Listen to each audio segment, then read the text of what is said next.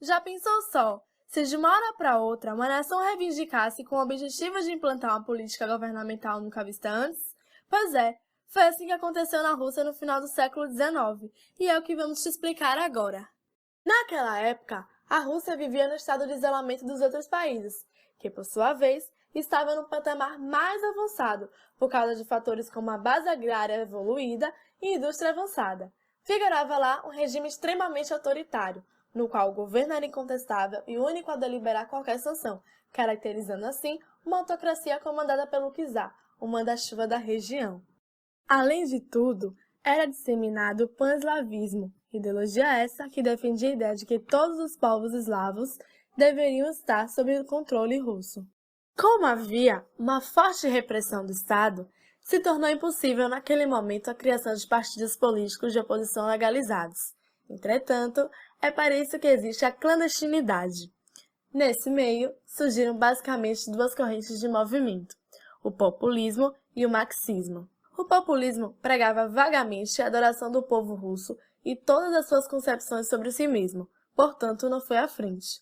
Afinal, desde essa época, a voz do povo é a voz de Deus. Já no caso dos ideais marxistas que encontraram terreno fértil entre o proletariado russo, o futuro foi algo bem promissor.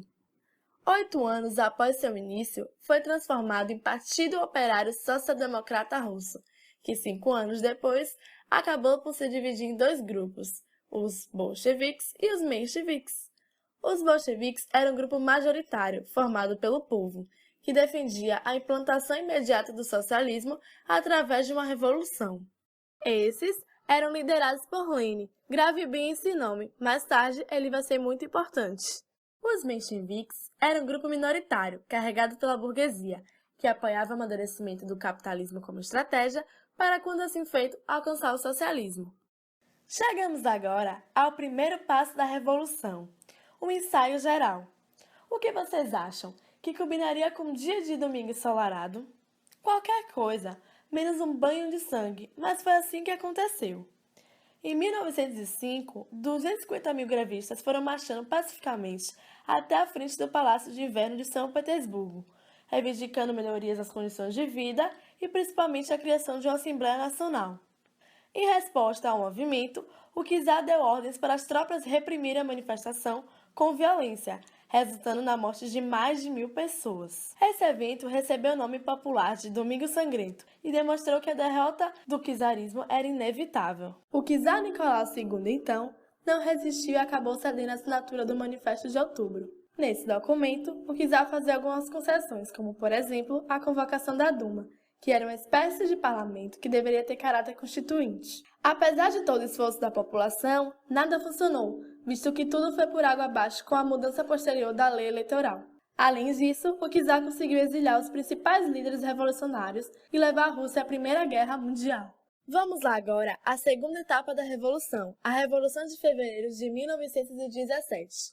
A ida do exército russo à guerra não foi um motivo de felicidade para a população, que se mostrava cada vez mais insatisfeita com as atitudes do czar. Passeatas e manifestações de massa ocorreram em todos os lugares e as tropas que deveriam reprimi-las aderiram a elas, aliando-se aos manifestantes. Junto com esse fato, houve algumas outras manifestações durante o ano, que só fez aumentar a injúria do povo e resultou na invasão do Palácio de Inverno de Petrogrado, que obrigou o czar a abdicar.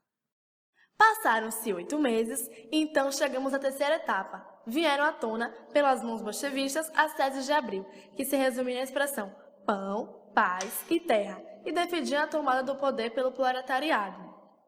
Foi organizada uma milícia armada chamada de Guarda Vermelha, a fim de derrubar o governo menchevista. O movimento ganhou força e, em poucos dias, os bolchevistas tomaram o palácio e estabeleceram o Conselho de Comissários do Povo, que deveria ser coordenado por alguém que eu já falei aqui, Lenin. Lembram-se? Uma vez vitoriosa a Revolução, foi proclamada a ditadura do proletariado e iniciou-se a implantação de uma série de medidas que condiziam com o ideário socialista dos, agora donos do pedaço, bolcheviques. Com relação à guerra, foi proclamada a necessidade imediata da retirada da Rússia da guerra. Assim, o país assinou um tratado com a Alemanha, que lhe impôs duras sanções. Apesar de fora da guerra, a paz não foi afirmada dentro do país, visto que foram iniciadas duras batalhas de correntes políticas que disputavam o poder da Revolução. As ações de um governo já revolucionário provocaram a reação de grupos contra-revolucionários, chamados de Exército Branco. Assim, o país se viu em meio a uma guerra civil entre o Exército Vermelho e o Exército Branco, que receberam apoio de tropas francesas, inglesas e estadunidenses. Entretanto, foram ajuda limitada, devido aos prejuízos sofridos por esses países na Primeira Guerra Mundial. Para vencer a guerra, o governo bolchevista adotou uma série de medidas estratégicas chamadas comunismo de guerra, nas quais foram feitas ações sociais e econômicas de cunho radical. Depois de 4 anos de guerra, para a surpresa de muitos, o confronto terminou com a vitória do Exército Vermelho e a permanência do governo bolchevista. Agora, finalmente, parece que chegou ao fim de toda essa confusão. Porém, a Rússia ainda tem alguns probleminhas a resolver. Com o fim da Guerra Civil, o governo revolucionário estava consolidado, contudo, a Rússia estava devastada e parecia ter retrocedido sua situação econômica. Para resolver esse problema, o governo comandado por Lenin criou em 1921 um programa de recuperação chamado NEP, em substituição ao comunismo de guerra. A presença de componentes capitalistas em sua nova política era defendida por Lenin como um passo atrás para dar 2 passos à frente.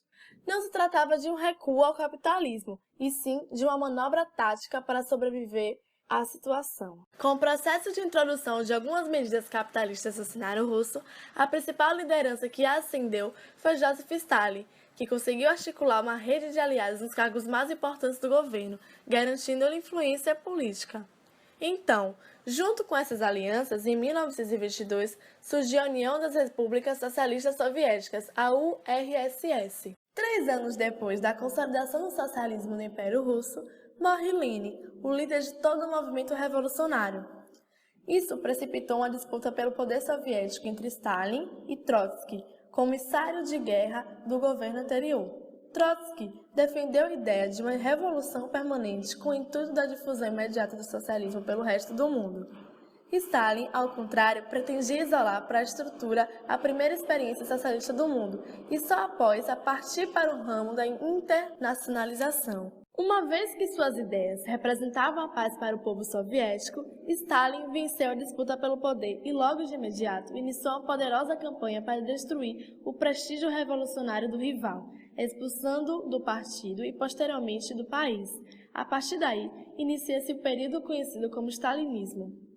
A ascensão de Stalin resultou principalmente em uma sólida centralização política, entre outras mudanças como o fortalecimento da ditadura do Partido Comunista e a instalação de um regime totalitário. Os expurgos e as condenações políticas foram marcas de seu governo, que insaturou um período de perseguições, censura e terror no Império Russo. Assim, a partir de 1928, a economia soviética voltou a ser socializada com a abolição da NEP e a adoção dos planos quinquenais, planos esses que tinham 3 objetivos principais. O primeiro deles era estabelecer diretrizes de longo prazo para o país, visando uma estrutura econômica futura. Os planos quinquenais visavam também reformar a estrutura agrária do país, com a coletivação dos campos, além de dotar o país de uma ampla infraestrutura industrial.